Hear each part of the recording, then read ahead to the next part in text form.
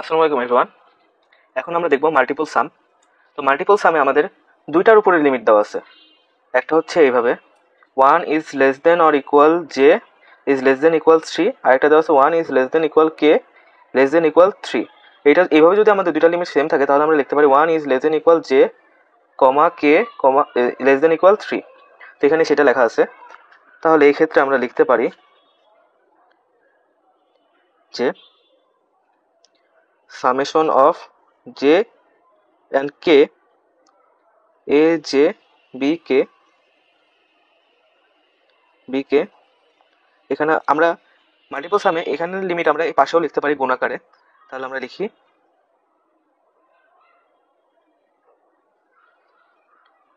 এর থেকে আমরা পাই summation of j k a j b k, যে আমরা এইখান থেকে আমি প্রথমে দেখিয়েছি যে আমরা এই দুটা থেকে এইখানে আসতে পারি, তাহলে আমরা এখান থেকে এই দুটাতেও যেতে পারি। তাহলে আমরা যাই 1 is less than equal J is less than equal 3 comma 1 is less than equal k less than equal 3, এবং আমরা সামেশনকেও গুণ আকারে প্রকাশ করতে পারি 1 summation of j into summation of কে।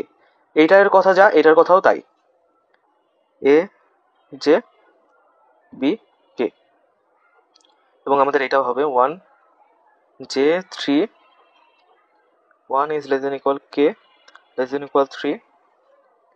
এবার আমরা এই দুটাকে ভাগ করে দিব, তাহলে আমাদের আসে summation of J A J, তাহলে 1 এর সাথে জে এর লিমিটটা বসবে, মানে জে এর সাথে জে এর লিমিটই বসবে, J is less than equal to 3। আরেকটা হচ্ছে আমাদের কে এর লিমিট সামেশন অফ কে, কে এর জন্য আমাদের বি কে এর হচ্ছে পার্টটা বসবে 1 is less than equal k less than equal 3, এবং এর থেকে আমরা পাই